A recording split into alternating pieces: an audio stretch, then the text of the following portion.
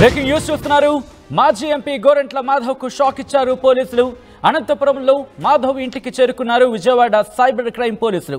BNS section 35(3) కింద గోరంట్ల మాధవ్కు పోలీసులు నోటీసులు ఇచ్చారు. అలాగే మార్చి 5న సైబర్ క్రైమ్ పోలీస్ స్టేషన్లో విచారణకు రావాలంటూ కూడా నోటీసులో పేర్కొన్నారు. ఇక 2024 నవంబర్ 2న గోరంట్ల మాధవ్పై సైబర్ క్రైమ్లో ఫిర్యాదు చేశారు మాజీ మహిళా కమిషన్ చైర్పర్సన్ వాసిరెడ్డి పద్మ. గోరంట్ల మాధవ్పై బిఎన్ఎస్ యాక్ట్ 72, 79 కింద కేసులు నమోదయ్యాయి. ఓ ఇంటర్వ్యూలో పోక్సో కేసులో బాధితురాలి పేరు బయటపెట్టారు మాధవ్. ఈ నేపథ్యంలో ఆయన మీద కేసు నమోదైనట్టుగా తెలుస్తోంది. ప్రస్తుతం మాధవ్కి సంబంధించి ఎక్కడున్నారు, దాంతోపాటు అరెస్టుకు సంబంధించి ఎటువంటి చర్చ జరుగుతోంది, ప్రస్తుతం ఆయన ఇంటి దగ్గర ఎటువంటి సినారియో తెలుసుకునే ప్రయత్నం చేద్దాం. మా ప్రతినిధి దగ్గరికి వెళ్లే ప్రయత్నం చేద్దాం. అప్డేట్స్ అందించేందుకు సిద్ధంగా ఉన్నారు. అక్కడ సిచ్యువేషన్ ని ఎక్స్ప్లెయిన్ చేసేందుకు మా ప్రతినిధి చెల్లనాయుడు ప్రస్తుతం గోరంట్ల మాధవ్ ఇంటి దగ్గర ఉన్నారు. అక్కడ సిచ్యువేషన్ తెలుసుకునే ప్రయత్నం చేద్దాం. చెల్లనాయుడు, ప్రస్తుతం అక్కడ ఎటువంటి పరిస్థితి ఉంది? గోరంట్ల మాధవ్ని ఎప్పుడు అదుపులోకి తీసుకుంటారంటూ ఇక్కడ చర్చ జరుగుతోంది. సచిన్, మొత్తం మీద అయితే మాత్రం రాష్ట్ర వ్యాప్తంగా వైసీపీ నాయకుల అరెస్ట్ పర్వం కొనసాగుతోందని వైసీపీ నాయకులు వైపు ఆరోపిస్తున్నటువంటి నేపథ్యంలో ఈరోజు గోరంట్ల మాధవ్, అనంతపురంలో ఉన్నటువంటి గోరంట్ల మాధవ్ ఇంటికి విజయవాడ పోలీసులు వచ్చి నోటీసులు అందజేసినటువంటి నేపథ్యం. ముఖ్యంగా గతంలో ఉన్నటువంటి పోక్సో కేసులో ముద్దాయిలు ఏదైతే ఉందో బాధితుల పేర్లు ప్రస్తావించారంటూ వాసిరెడ్డి పద్మ కంప్లైంట్ చేసినటువంటి నేపథ్యంలో ఈరోజు నోటీసులు ఇచ్చారు. 5వ తేదీ అక్కడ విజయవాడలో ఉన్నటువంటి కోర్టుకు హాజరు కావాలంటూ నోటీసులు ఇచ్చారని చెప్పేసి గోరంట్ల మాధవ్ ఏకంగా ఇప్పుడే ఆర్టీవీతో కూడా 1-to-1 లో చెప్పినటువంటి నేపథ్యం. మొత్తం మీద అయితే మొత్తం చూసుకుంటే ఈ గోరంట్ల మాధవ్ చెప్తున్నది ఒకటే, ఈ రాష్ట్రంలో అరెస్టుల పర్వం కొనసాగుతుంది. అందులో కూటమి ప్రభుత్వానికి ఖచ్చితంగా రాబోయే కాలంలో బుద్ధి చెప్తాం.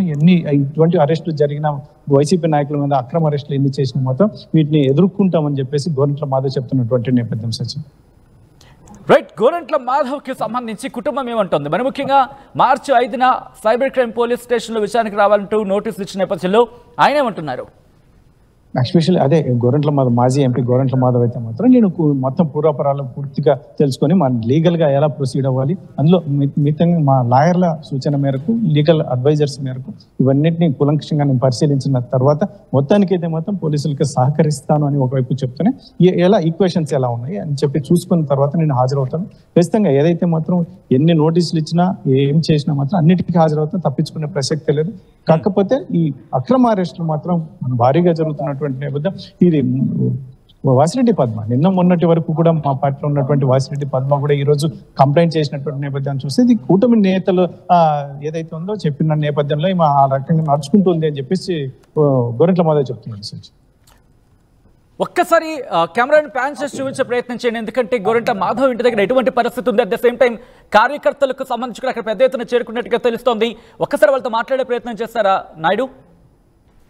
ఇక్కడ పూర్తి ఇప్పుడే పవర్ ఆఫ్ చేశారు. మొత్తం ఈ ఏరియా అంతా పవర్ కట్ అయిపోయింది. మొత్తం మీద అయితే మాత్రం ఇక్కడైతే అనుచరులు, గోరంట్ల మాధవ్ అనుచరులు భారీగా ఇక్కడికి చేరుకుంటున్నటువంటి నేపథ్యం చూడొచ్చు. మొత్తం ఇక్కడ ఫ్లెక్సీ కానీ ఇవన్నీ ఉన్నాయి. కాకపోతే ఇక్కడ ఇప్పుడే కరెంట్ ఆఫ్ చేసినటువంటి నేపథ్యం. మరి అది వాంటెడ్ గా జరిగిందా, అన్వాంటెడ్ గా జరిగిందా అనేది తెలియని పరిస్థితి. అయితే మొత్తం మీద అయితే మాత్రం హడావుడి ఇప్పటికే ఈ గోరంట్ల మాధవ్ అనుచరులు అయితే చేరుకుంటున్నటువంటి నేపథ్యం. మరి ఎలా ఉండబోతుంది నెక్స్ట్ స్టెప్, గోరంట్ల మాధవ్ ఎలా ఉంటుంది అనేది మాత్రం తీవ్ర ఉత్కంఠకు రేపుతున్నటువంటి పరిస్థితి. సచిన్, రైట్. గోరంట్ల మాధవ్ కి సంబంధించేటువంటి రైట్ ఒక్కసారి విజువల్స్ మీరు చూస్తున్నారు. గోరంట్ల మాధవ్ ఒకసారి ఆ విజువల్స్ అలాగే వచ్చే ప్రయత్నం చేయమనండి చెల్లనాయుడు. ఎందుకంటే ఒకసారి మీరు చూడొచ్చు ఆయన ఇంట్లో సిచ్యువేషన్ కి సంబంధించి ప్రస్తుతం అక్కడ ఉద్రిక్త వాతావరణం కనిపిస్తోంది. కార్యకర్తలు అందరూ కూడా అక్కడికి చేరుకుంటున్నారు, పెద్ద ఎత్తున అక్కడికి చేరుకుని ఆయనకి సంఘీభావం తెలుపుతున్న విజువల్స్ మీరు చూస్తున్నారు ఆర్టీవీ స్క్రీన్ మీద. గోరంట్ల మాధవ్ ఇంటి దగ్గర ప్రస్తుతం ఎటువంటి పరిస్థితులు ఉన్నాయో చూస్తున్నారు.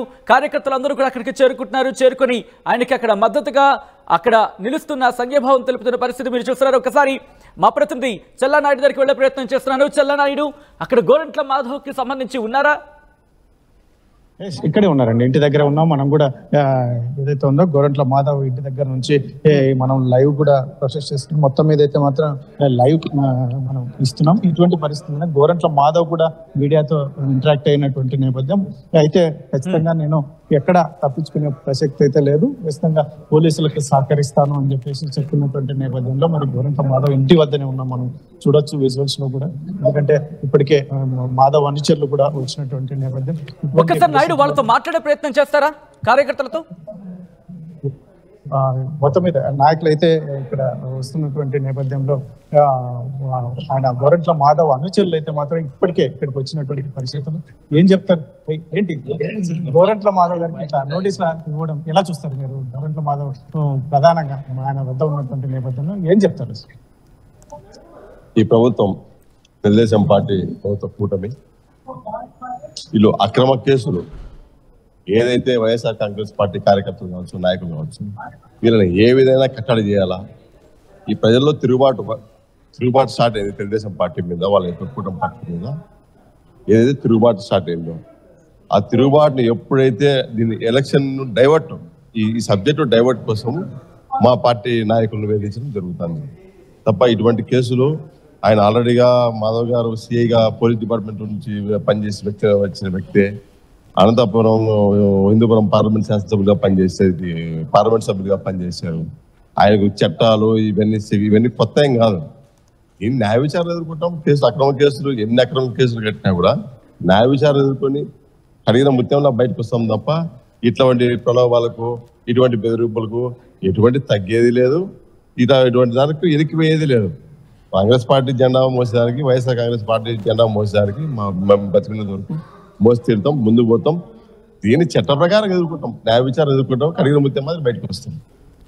చూస్తాం ఈ రోజు గోరంట్ల మాధవ్ కేసు అంశంలో ఎలా ఎదుర్కొనే అవకాశం ఉంటుంది?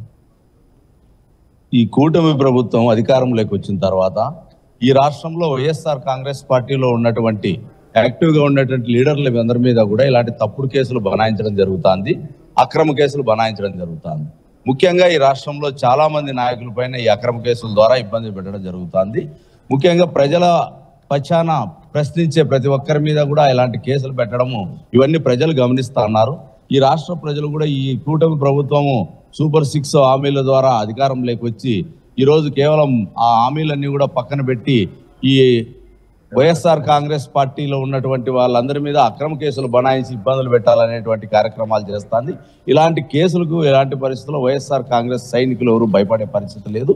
వైఎస్ఆర్ కాంగ్రెస్ పార్టీలో ఇలాంటివన్నీ కూడా గత వైఎస్ఆర్ పార్టీ పుట్టిన 15 సంవత్సరాల నుంచి కూడా ఇవన్నీ చూడడం జరిగింది. మేము దాదాపుగా కొన్ని సంవత్సరాల నుంచి కూడా ఇలాంటి కేసులు ఇలాంటివన్నీ కూడా ఎదుర్కోవడం జరిగింది. ముఖ్యంగా ఈయన గోరంట్ల మాధవ్ గారి మీద ఈరోజు నోటీస్ ఇచ్చి 5వ తారీఖు సైబర్ క్రైమ్ స్టేషన్లో హాజరు కావాలని చెప్పేసి నోటీస్ ఇవ్వడం జరిగింది. ముఖ్యంగా ఆయన కూడా చట్టాల ద్వారా చట్టాన్ని గౌరవించి ఆయన వెళ్ళడం కూడా జరుగుతుందని చెప్పడం జరిగింది. ముఖ్యంగా అక్కడ పేర్లు ప్రస్తావించారనే మాట మాట్లాడడం జరుగుతుంది. ఆ విషయంలో చంద్రబాబు నాయుడు గారు, పవన్ కళ్యాణ్, హోంమంత్రి వంగలపూడి అనిత గారు వీళ్ళందరూ కూడా ప్రస్తావించిన తర్వాత ప్రింట్ మీడియాలో, సోషల్ మీడియాలో వచ్చిన తర్వాతనే ఆయన కూడా మాట్లాడడం జరిగిందని చెప్పడం జరుగుతుంది. ముఖ్యంగా లీగల్ అడ్వైజర్ ద్వారా విషయం కనుక్కొని చట్టానికి సహకరిస్తారని చెప్పేసి మేమందరూ కూడా అనుకుంటున్నాం. ఇలాంటి కేసులు, అక్రమ కేసులు ఎన్ని పెట్టినా కూడా వైఎస్ఆర్ కాంగ్రెస్ పార్టీ కార్యకర్తలు, నాయకులు ఎవరు బెదిరే పరిస్థితి లేదు. పార్టీని ముందుకు తీసుకెళ్లే కార్యక్రమంలో ఇలాంటివన్నీ ఎదుర్కోవాల్సిన సమయం కూడా ఇది సమయం అని చెప్పేసి మేమందరూ భావిస్తున్నాం. ఇలాంటి దానికి బెదిరేది లేదని చెప్పేసి మీ ద్వారా తెలియజేస్తాం. ఎలా చూస్తారు సార్ గోరంట్ల మాధవ్ కేసు ఎలా ఫేస్ చేయబోతున్నారు? ముఖ్యంగా మీరు సోదరుడిగా ఏం చెప్పారు? ఇది గోరంట్ల మాధవ్కి టీడీపీ వాళ్ళు పెట్టిన కేసు, ఇది 100% ఏ కేసు కాదు, ఇది వాళ్ళు స్వయాన పెట్టిన కేసు. దీనికి మేము భయపడేది లేదు, ఏం లేదు. చట్టం ఏం పని చేసుకుంటే దానికి శిరసా వహించడానికి రెడీ ఉన్నాము. మేము భయపడేదానికి ప్రసక్తే లేదు. గోరంట్ల మాధవ్ హాజరు అవుతాడా లేదా అనేది కూడా పెద్ద ఎత్తున 100% హాజరవుతారని అన్నయ్య చెప్పారు. ఇక్కడ పరిస్థితి నాయుడు ఒక్కసారి వాళ్ళని అడిగే ప్రయత్నం చేయండి. ఎందుకంటే మరి ముఖ్యంగా మార్చి 5న ఆయన సైబర్ క్రైమ్ పోలీస్ స్టేషన్ కు విచారణకు రావాలంటూ కూడా చెప్తున్నారు. రైట్, ఇదే అంశానికి సంబంధించి మీరు ఒకసారి ఆయన ప్రయత్నం చేయండి. గోరంట్ల మాధవ్ రియాక్ట్ అయ్యారు ఆయన అరెస్టు గురించి. అరెస్టు అంశానికి సంబంధించి ఆయన ప్రస్తావించారు. ఒకసారి ఆయన ఏమన్నారో చూద్దాం. ఈ రాష్ట్రంలో అంతర్యుద్ధం రావడానికి ఎంతో దూరం లేదు. ఖచ్చితంగా ఇది కూటమి ప్రభుత్వం కాదు. చంద్రబాబు నాయుడు, పవన్ కళ్యాణ్ గారు ఇద్దరు కూడా మీరు దీన్ని మైండ్ లో పెట్టుకోవాలి. ఈ రాష్ట్రంలో అతి త్వరలోనే మీరు చేస్తున్న చేష్టలకు, మీరు పెడుతున్న అక్రమ కేసులకు, తప్పుడు అరెస్టులకు మా భావ ప్రకటన స్వేచ్ఛను మేము మీడియా ద్వారా ఏం మాట్లాడినా కేసులు పెట్టుకుంటూ పోతున్నారు. ఇలా పెట్టుకుంటూ పోతే ఖచ్చితంగా ఈ రాష్ట్రంలో అంతర్యుద్ధం రాక తప్పదు. ఇది ఈ కూటమి ప్రభుత్వం గుర్తుపెట్టుకోవాలని ఈ సందర్భంగా తెలియజేస్తున్నాను. నేను కేసు కట్టడం జరిగింది. వీళ్ళు విజయవాడ పోలీసులు కేసు కట్టినట్లు నోటీసును నేను ఇప్పుడే తీసుకున్నాను. ఈ నోటీసు మేరకు 5వ తారీఖున నన్ను ఖచ్చితంగా అక్కడ హాజరుగమ్మని చెప్పడం జరిగింది. నేను కూడా నా లీగల్ అడ్వైజర్లతో, నా అడ్వకేట్లతో మాట్లాడడం జరుగుతుంది. మాట్లాడి నేను ఒక ప్రొసీజర్ ప్రకారమే నేను ఒక పౌరునిగా నాకుండే రైట్స్ అన్ని క్లెయిమ్ చేసుకుంటూనే నేను ఖచ్చితంగా పోలీసులకు కూడా సహకరిస్తా, కోర్టులకు కూడా సహకరిస్తానని ఈ సందర్భంగా తెలియజేస్తున్నాను.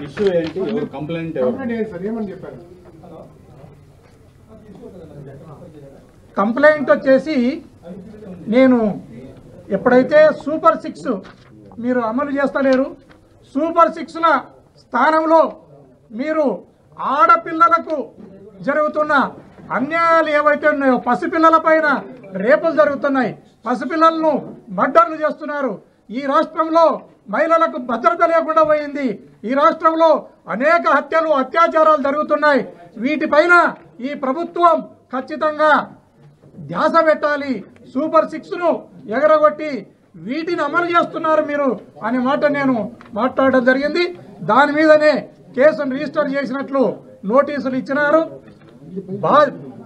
ఎవరైతే నేరస్తులు ఉన్నారో నేరస్తులను అరెస్టులు చేయకుండా వాళ్ళను గాలికి వదిలేసి నేరం జరిగిన విధానాన్ని ప్రతిపక్షాలు విమర్శిస్తే వారిని అరెస్టు చేసే కార్యక్రమానికి ఈ ప్రభుత్వం శ్రీకారం చుట్టింది.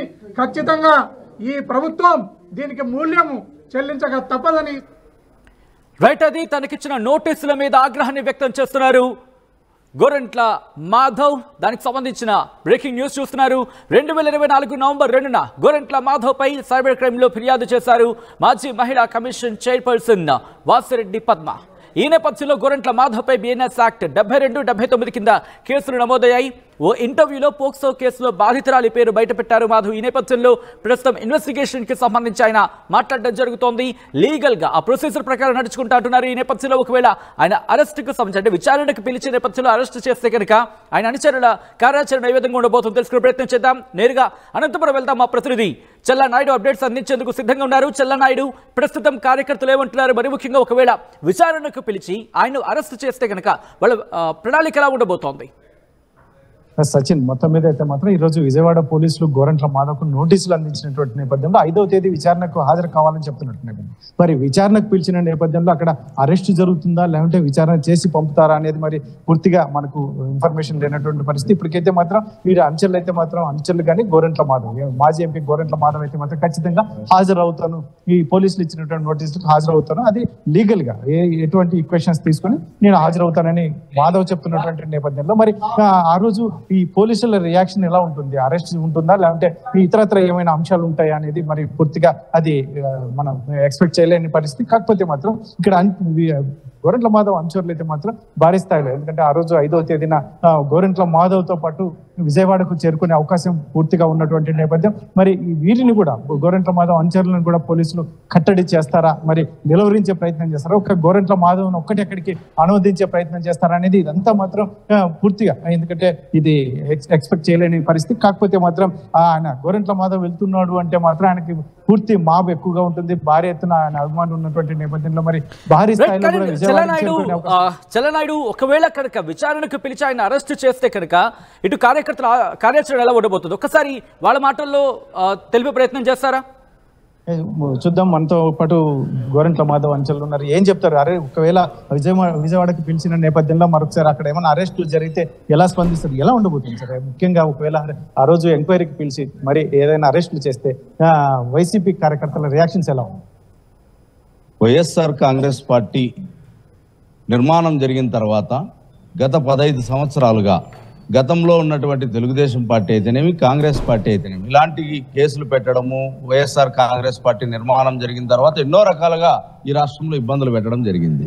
2019లో వైఎస్ఆర్ కాంగ్రెస్ పార్టీ పెద్ద ఎత్తున అధికారంలోకి వచ్చిన తర్వాత కేవలం జగన్మోహన్ రెడ్డి గారు ఇలాంటి కార్యక్రమాలన్నీ పక్కన పెట్టి మంచి పాలన అందించాలనే ఉద్దేశంతోనే ప్రజలకు, ప్రభుత్వానికి వారధులుగా వాలంటీర్లని నిర్మించి సచివాలయాలు నిర్మించి గ్రామ స్వరాజ్యాన్ని కూడా తీసుకురావడం జరిగింది. ఎప్పుడైతే ఇలాంటి కచ్చపూరిత వాతావరణం లేకుండా ప్రజలకు మంచి పాలన అందించాలనేటువంటి కార్యక్రమంలోనే 19 నుంచి 24 వరకు జరిగింది. ఇప్పుడు 24లో కూటమి ప్రభుత్వం అధికారంలోకి వచ్చిన తర్వాత కేవలం ప్రతిపక్షంలో ఉన్నటువంటి వైఎస్ఆర్ కాంగ్రెస్ పార్టీ నాయకులను అణగదొక్కాలని, అక్రమ కేసుల ద్వారా వాళ్ళని ఇబ్బందులకు గురి చేయాలని చెప్పేసి ఆలోచనతో ముందుకెళ్తాంది. ఇలాంటి కార్యక్రమాలు మంచివి కాదు. ఈ అధికారంలో ఉన్న తర్వాత దాదాపుగా ఈ రాష్ట్రంలో చాలా మంది వైఎస్ఆర్ కాంగ్రెస్ పార్టీ యాక్టివ్గా ఉండే నేతలందరిపైన అక్రమ కేసులు, ఒక్కొక్కరి మీద 10 కేసులు 15 కేసులు కూడా బనాయించడం జరుగుతుంది. 5వ తేదీ ఎంక్వైరీకి పోలీసులు ఇప్పటికే గోరంట్ల మాధవ్ పిలిచినటువంటి నేపథ్యం. ఒకవేళ అక్కడ పోలీసులు అరెస్ట్ చేసే పరిస్థితి వస్తే వైసీపీ నాయకుల పరిస్థితి ఎలా ఉంటుంది? వైఎస్ఆర్ కాంగ్రెస్ పార్టీ నాయకులు ఇక్కడి నుంచి కూడా పెద్ద ఎత్తున ఒక బలమైన బీసీ నాయకుడు ఎక్స్ఎంపీ మాధవ్ గారి మీద మాస్ ఫాలోయింగ్ చాలా ఎక్కువగా ఉంటుంది. ఆయన ఎప్పుడు కూడా చాలా కఠినంగా ఖచ్చితంగా మాట్లాడేటువంటి వ్యక్తి, మంచి పాలన ఇచ్చినటువంటి వ్యక్తి 5 సంవత్సరాల్లో. అలాంటి వ్యక్తిని ఈ రోజు అక్రమ కేసుల ద్వారా అరెస్ట్ చేసే పరిస్థితి వస్తే వైఎస్ఆర్ కాంగ్రెస్ పార్టీ నాయకులు, కార్యకర్తలందరూ పెద్ద ఎత్తున ఎదుర్కోవడానికి కూడా, ఈ కూటమి ప్రభుత్వం చేసే కుట్రలను ఎదుర్కోవడానికి కూడా మేమంతా సిద్ధంగా ఉన్నామని చెప్పేసి సందర్భంగా మీకు తెలియజేస్తున్నాను.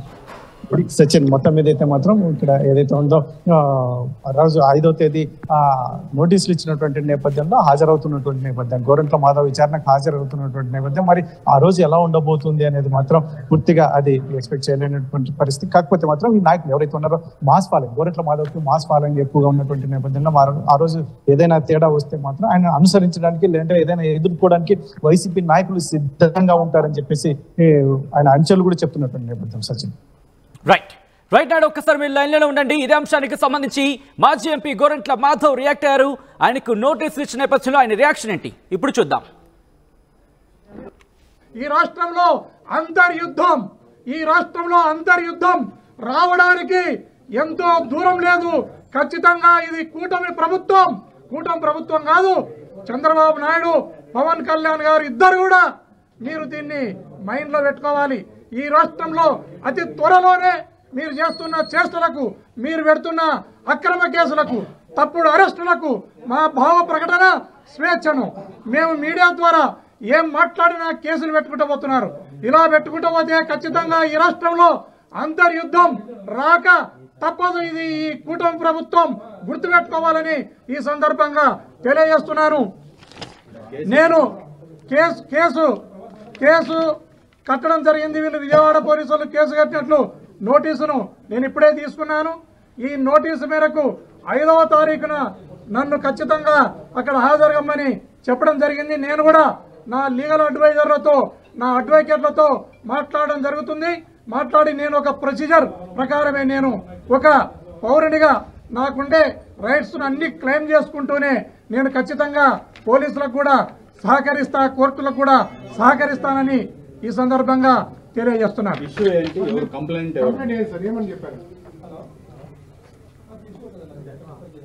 కంప్లైంట్ వచ్చేసి, నేను ఎప్పుడైతే సూపర్ 6 మీరు అమలు చేస్తలేరు, సూపర్ 6ల స్థానంలో మీరు ఆడపిల్లలకు జరుగుతున్న అన్యాయాలు ఏవైతే ఉన్నాయో, పసిపిల్లల పైన రేపులు జరుగుతున్నాయి, పసిపిల్లలను మర్డర్లు చేస్తున్నారు.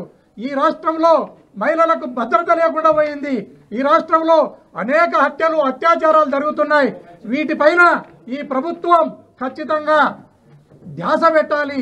సూపర్ 6ను ఎగరగొట్టి వీటిని అమలు చేస్తున్నారు మీరు అనే మాట నేను మాట్లాడడం జరిగింది. దాని మీదనే కేసును రిజిస్టర్ చేసినట్లు నోటీసులు ఇచ్చినారు. ఎవరైతే నేరస్తులు ఉన్నారో నేరస్తులను అరెస్టులు చేయకుండా వాళ్ళను గాలికి వదిలేసి నేరం జరిగిన విధానాన్ని ప్రతిపక్షాలు విమర్శిస్తే వారిని అరెస్టు చేసే కార్యక్రమానికి ఈ ప్రభుత్వం శ్రీకారం చుట్టింది. ఖచ్చితంగా ఈ ప్రభుత్వం దీనికి మూల్యం చెల్లించక తప్పదని ఈ సందర్భంగా తెలియజేస్తున్నాను.